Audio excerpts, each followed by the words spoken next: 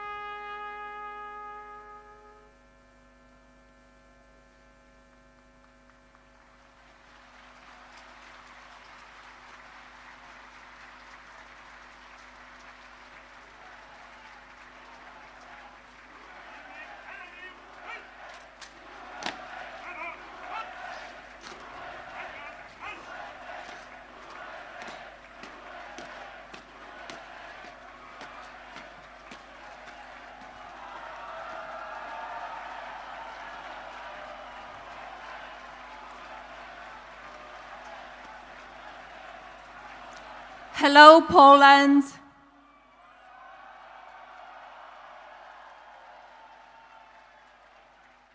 Thank you very much. My husband and I have enjoyed visiting your beautiful country. I want to thank President and Mrs. Duda for their warm welcome and their generous hospitality. I had the opportunity to visit the Copernicus Science Center today and found it not only informative, but thoughtful in its mission, which is to inspire people to observe, experiment, ask questions, and seek answers. I can think of no better purpose for such a wonderful science center. Thank you to all who were involved in giving us the tour, especially the children who made it such a wonderful experience. As many of you know, a main focus of my husband's presidency is safety and security of the American people. I think as all of us can agree, people should be able to live their lives without fear, no matter what country they live in. That is my wish for all of us around the world. Thank you again for this wonderful welcome to your very special country. Your kindness and gracious hospitality will not be forgotten.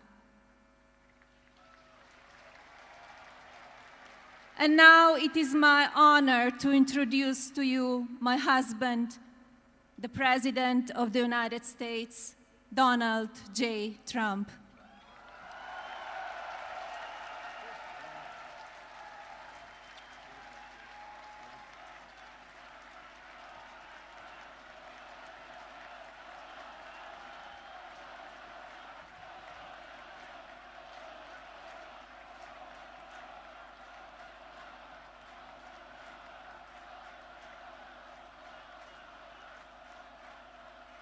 Thank you very much. That's so nice.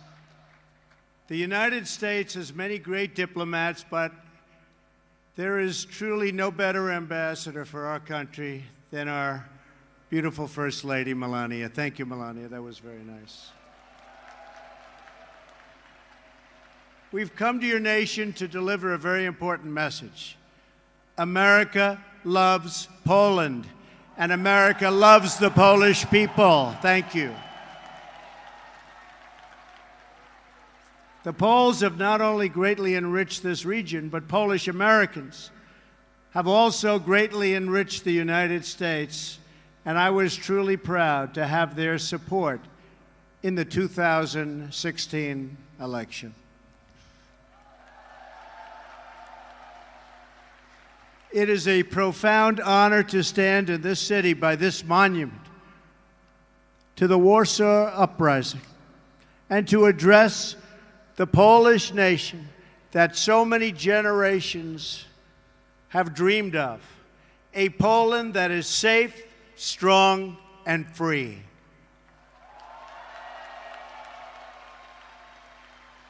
President Duda and your wonderful First Lady, Agata, have welcomed us with the tremendous warmth and kindness for which Poland is known around the world. Thank you.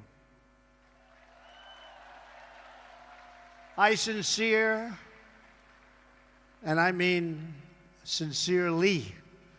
thank both of them, and to Prime Minister Szydło, a very special thanks also. We are pleased that former President Lech Walesa, so famous for leading the Solidarity movement, has joined us today also. Thank you. Thank you.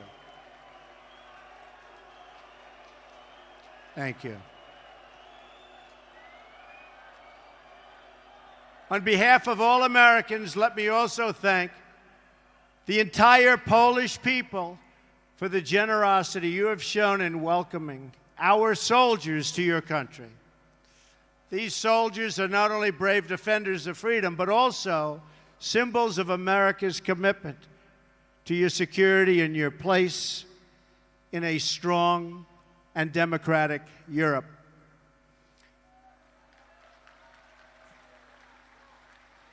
We are proudly joined on stage by American, Polish, British, and Romanian soldiers. Thank you. Thank you. Great job. President Duda and I have just come from an incredibly successful meeting with the leaders participating in the 3 Cs initiative.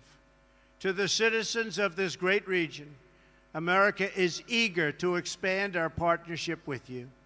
We welcome stronger ties of trade and commerce as you grow your economies. And we are committed to securing your access to alternate sources of energy, so Poland and its neighbors are never again held hostage to a single supplier of energy.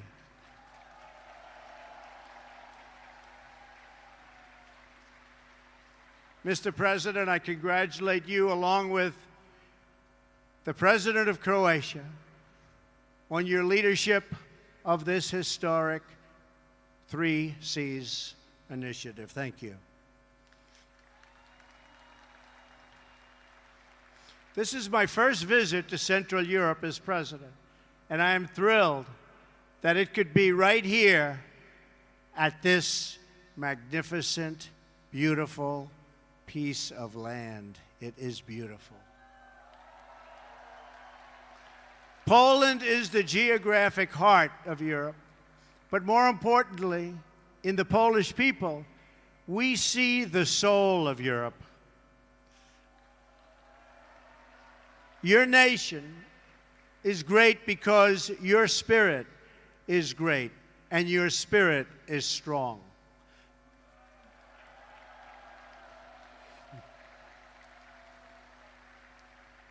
For 2 centuries, Poland suffered constant and brutal attacks.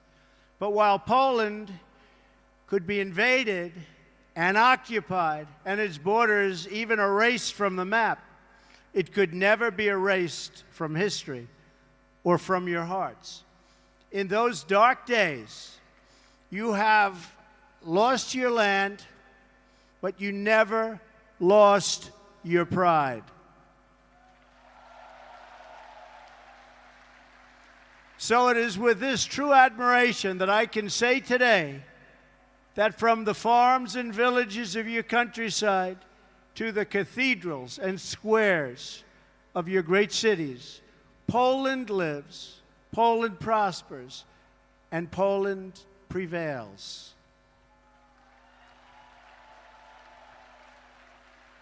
Despite every effort to transform you, oppress you, or destroy you, you endured and overcame. You are the proud nation of Copernicus. Think of that.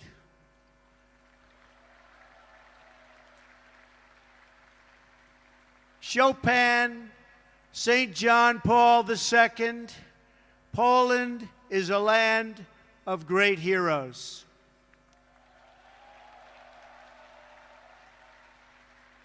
And you are a people who know the true value of what you defend. The triumph of the Polish spirit over centuries of hardship gives us all hope for a future in which good conquers evil and peace achieves victory over war. For Americans, Poland has been a symbol of hope since the beginning of our nation.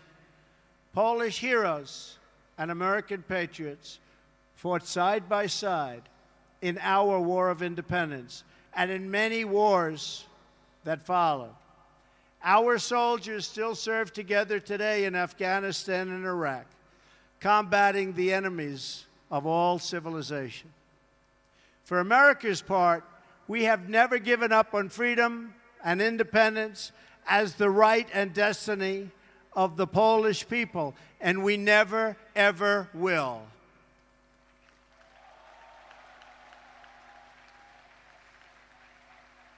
Our two countries share a special bond forged by unique histories and national characters. It's a fellowship that exists only among people who have fought and bled and died for freedom. The signs of this friendship stand in our nation's capital. Just steps from the White House, we've raised statues of men with names like Pulaski and Kosciuszko.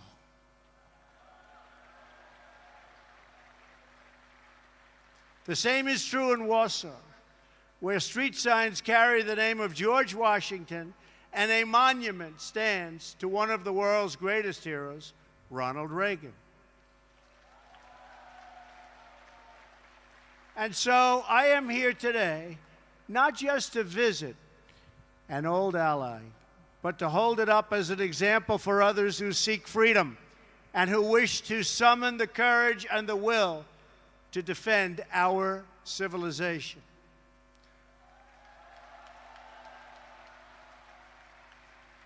The story of Poland is the story of a people who have never lost hope, who have never been broken, and who have never, ever forgotten who they are.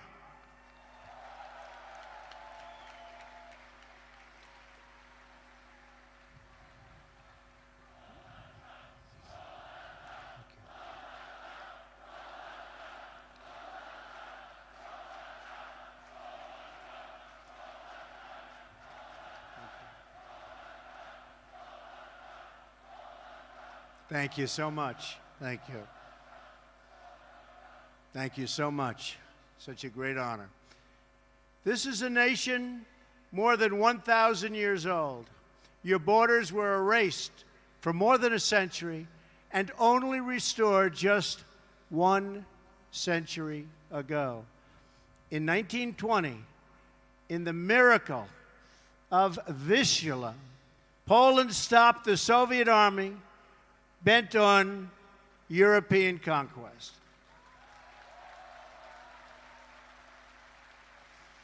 Then, 19 years later, in 1939, you were invaded yet again, this time by Nazi Germany from the west and the Soviet Union from the east. That's trouble. That's tough. Under a double occupation, the Polish people endured evils beyond description. The Katyn Forest Massacre, the occupations, the Holocaust, the Warsaw Ghetto, and the Warsaw Ghetto Uprising, the destruction of this beautiful capital city, and the deaths of nearly 1 in 5 Polish people. A vibrant Jewish population, the largest in Europe, was reduced to almost nothing after the Nazis systematically murdered millions of Poland's Jewish citizens, along with countless others during that brutal occupation. In the summer of 1944, the Nazi and Soviet armies were preparing for a terrible and bloody battle right here in Warsaw. Amid that hell on earth, the citizens of Poland rose up to defend their homeland. I am deeply honored to be joined on stage today by veterans and heroes of the Warsaw Uprising.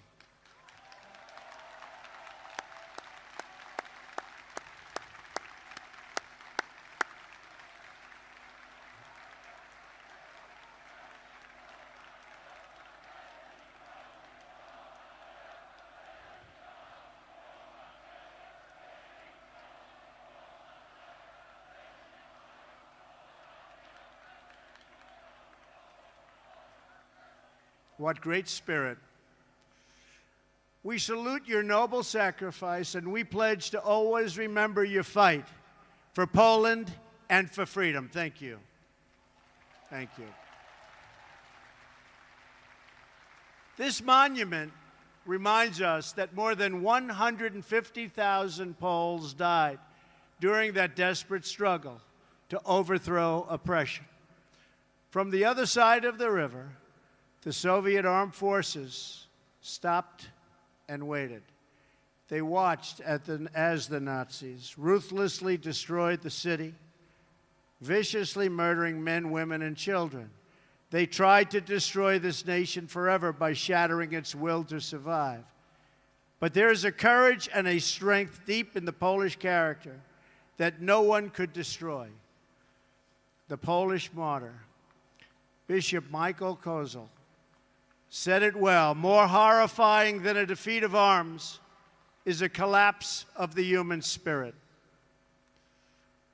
Through 4 decades of communist rule, Poland and the other captive nations of Europe endured a brutal campaign to demolish freedom, your faith, your laws, your history, your identity, indeed the very essence of your culture and your humanity. Yet through it all, you never lost that spirit.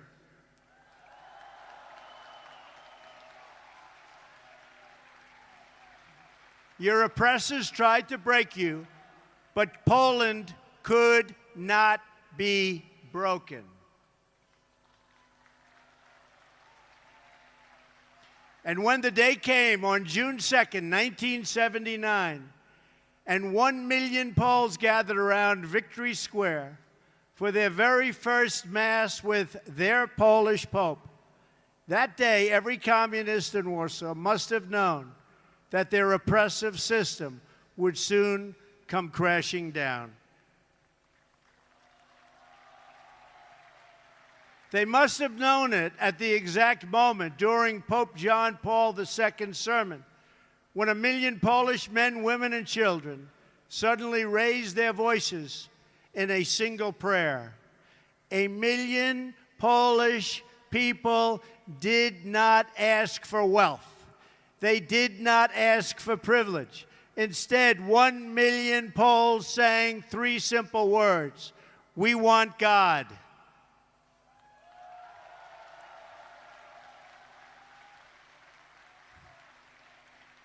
In those words, the Polish people recalled the promise of a better future.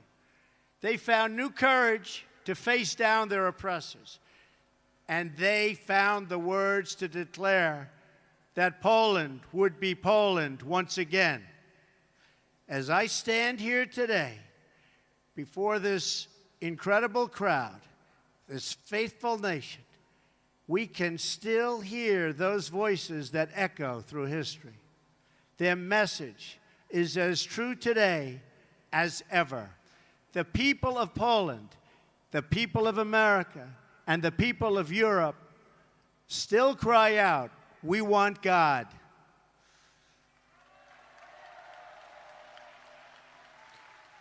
Together with Pope John Paul II, the Poles reasserted their identity as a nation devoted to God.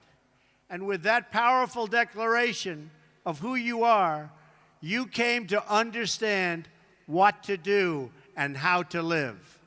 You stood in solidarity against oppression, against a lawless secret police, against a cruel and wicked system that impoverished your cities and your souls. And you won. Poland prevailed. Poland will always prevail.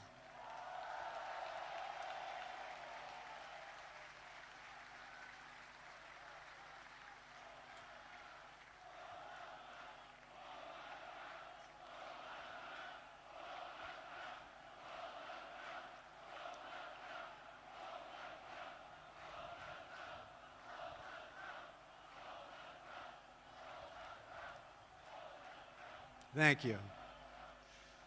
You were supported in that victory over communism by a strong alliance of free nations in the West that defied tyranny.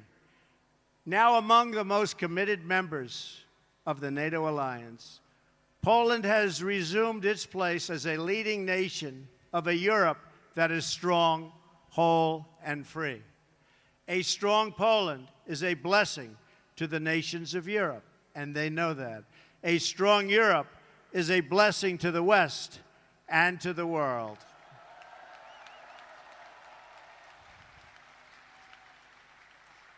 "100 years after the entry of American forces into World War I, the transatlantic bond between the United States and Europe is as strong as ever, and maybe in many ways even stronger.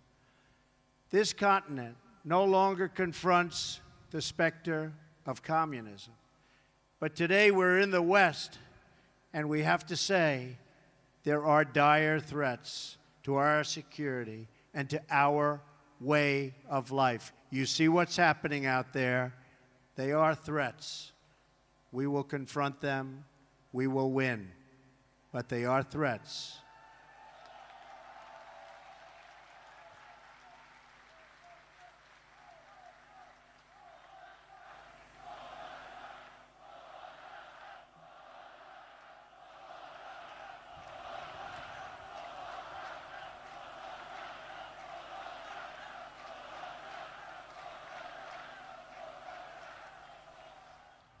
We are confronted by another oppressive ideology, one that seeks to export terrorism and extremism all around the globe.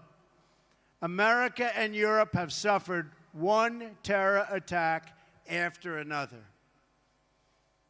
We're going to get it to stop.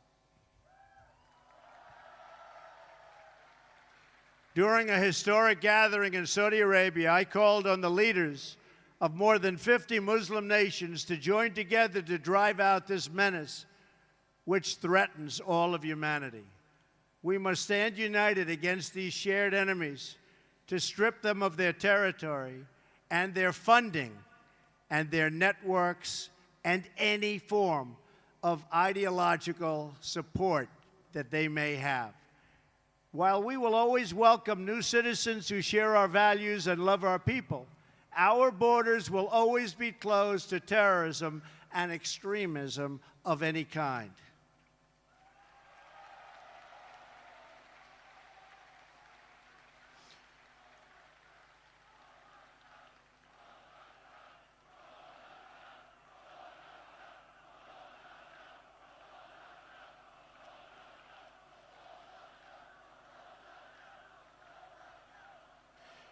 We are fighting hard against radical Islamic terrorism, and we will prevail.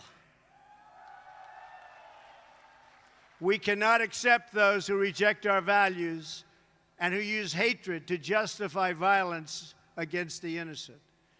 Today, the West is also confronted by the powers that seek to test our will, undermine our confidence, and challenge our interests.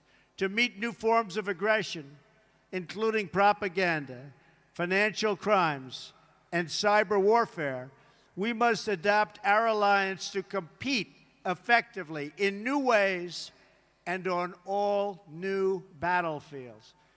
We urge Russia to cease its destabilizing activities in Ukraine and elsewhere, and its support for hostile regimes, including Syria and Iran, and to instead join the community of responsible nations in our fight against common enemies and in defense of civilization itself.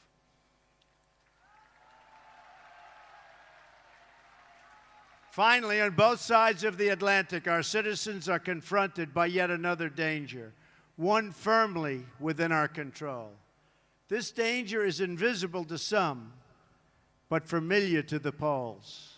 The steady creep of government bureaucracy that drains the vitality and wealth of the people.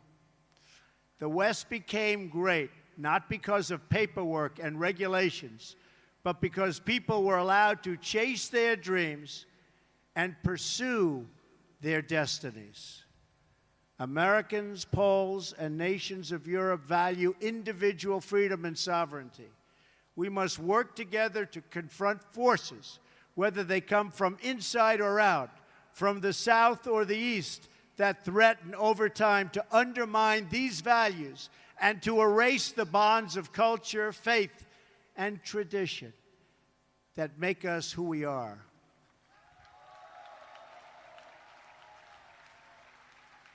If left unchecked, these forces will undermine our courage, sap our spirit, and weaken our will to defend ourselves and our societies.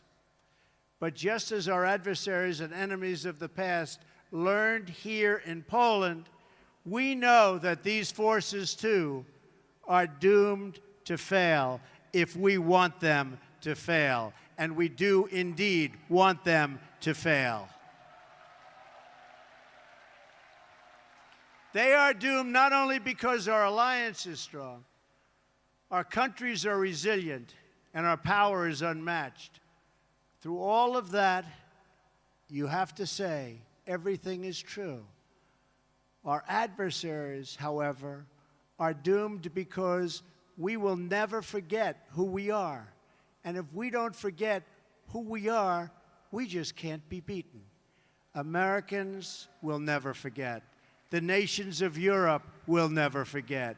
We are the fastest and the greatest community. There is nothing like our community of nations. The world has never known anything like our community of nations. We write symphonies. We pursue innovation. We celebrate our ancient heroes, embrace our timeless traditions and customs, and always seek to explore and discover brand new frontiers. We reward brilliance. We strive for excellence and cherish inspiring works of art that honor God. We treasure the rule of law and protect the right to free speech and free expression. We empower women as pillars of our society and of our success. We put faith and family, not government and bureaucracy, at the center of our lives, and we debate everything. We challenge everything. We seek to know everything so that we can better know ourselves. And above all, we value the dignity of every human life, protect the rights of every person, and share the hope of every soul to live in freedom. That is who we are. Those are the priceless ties that bind us together as nations, as allies, and as a civilization. What we have, what we inherited from our, and you know this better than anybody, and you see it today with this incredible group of people. What we've inherited from our ancestors has never existed to this extent before. And if we fail to preserve it, it will never, ever exist again. So we cannot fail. This great community of nations has something else in common. In every one of them, it is the people, not the powerful, who have always formed the foundation of freedom and the cornerstone of our defense. The people have been that foundation here in Poland, as they were right here in Warsaw. And they were the foundation from the very, very beginning in America. Our citizens did not win freedom together, did not survive horrors together, did not face down evil together, only to lose our freedom to a lack of pride and confidence in our values. We did not, and we will not. We will never back down.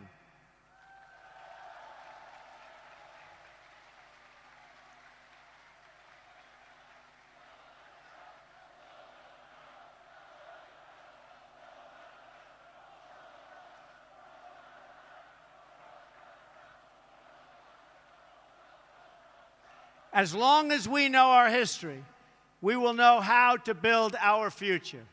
Americans know that a strong alliance of free, sovereign, and independent nations is the best defense for our freedoms and for our interests. That is why my administration has demanded that all members of NATO finally meet their full and fair financial obligation. As a result of this insistence, billions of dollars more have begun to pour into NATO. In fact, people are shocked, but billions and billions of dollars more coming in from countries that, in my opinion, would not have been paying so quickly. To those who would criticize our tough stance, I would point out that the United States has demonstrated, not merely with words, but with its actions, that we stand firmly behind Article 5, the mutual defense commitment. Words are easy, but actions are what matters. And for its own protection, and you know this, everybody knows this, everybody has to know this, Europe must do more. Europe must demonstrate that it believes in its future by investing its money to secure that future. That is why we applaud Poland for its decision to move forward this week on acquiring from the United States the battle-tested Patriot air and missile defense system, the best anywhere in the world. That is also why we salute the Polish people for being one of the NATO countries that has actually achieved the benchmark for investment in our common defense. Thank you. Thank you, Poland. I must tell you, the example you set is truly magnificent, and we applaud Poland. Thank you. We have to remember that our defense is not just a commitment of money. It is a commitment of will. Because as the Polish experience reminds us, the defense of the West ultimately rests not only on means, but also on the will of its people to prevail and be successful and get what you have to have. The fundamental question of our time is whether the West has the will to survive. Do we have the confidence in our values to defend them at any cost? Do we have enough respect for our citizens to protect our borders? Do we have the desire and the courage to preserve our civilization in the face of those who would subvert and destroy it? We can have the largest economies and the most lethal weapons anywhere on earth. But if we do not have strong families and strong values, then we will be weak and we will not survive. If anyone forgets the critical importance of these things, let them come to one country that never has. Let them come to Poland.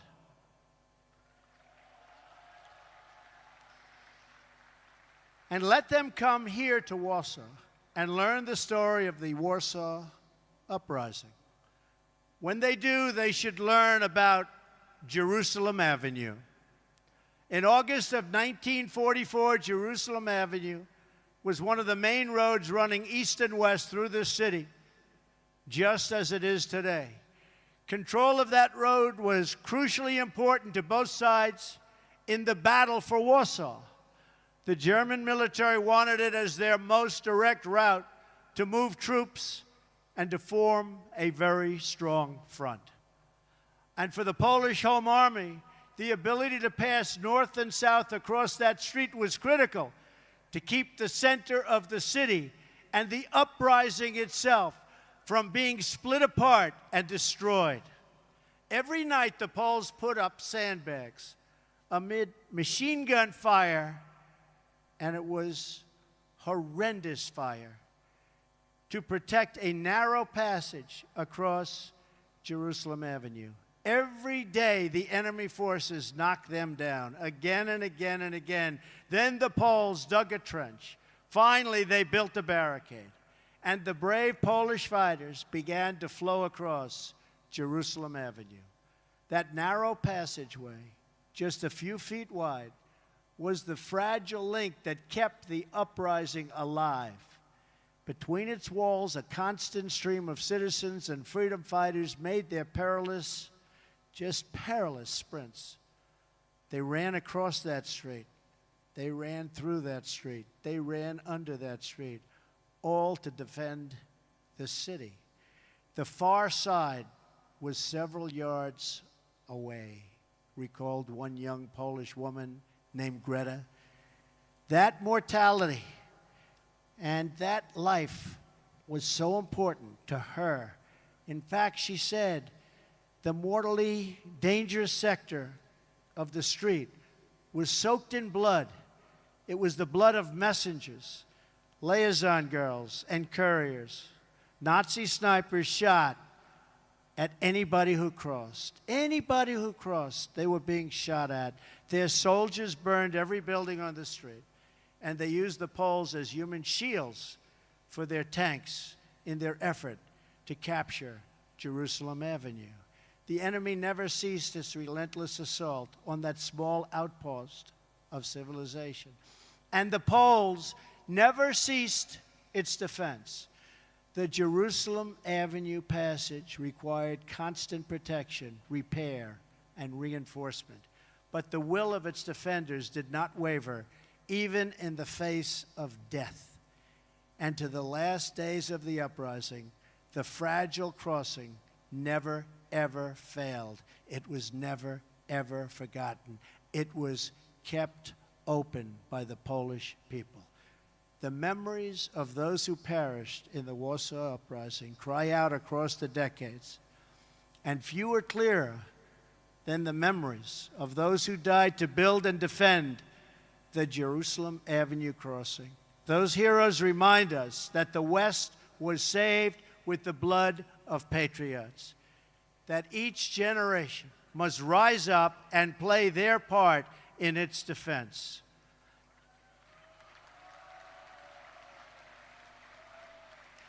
And that every foot of ground and every last inch of civilization is worth defending with your life. Our own fight for the West does not begin on the battlefield. It begins with our minds, our wills, and our souls. Today, the ties that unite our civilization are no less vital and demand no less defense than that bare shred of land on which the hope of Poland once totally rested.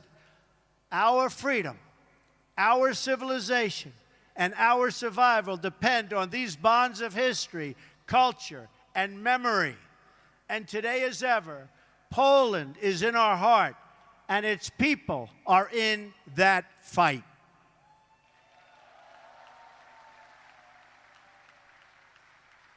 Just as Poland could not be broken, I declare today for the world to hear that the West will never, ever be broken. Our values will prevail, our people will thrive, and our civilization will triumph.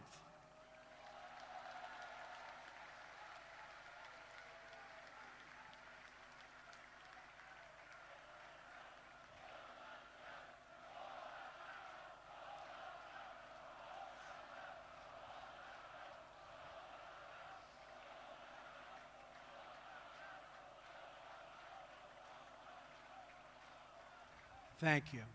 So together, let us all fight like the Poles, for family, for freedom, for country, and for God. Thank you. God bless you. God bless the Polish people. God bless our allies. And God bless the United States of America. Thank you. God bless you. Thank you very much.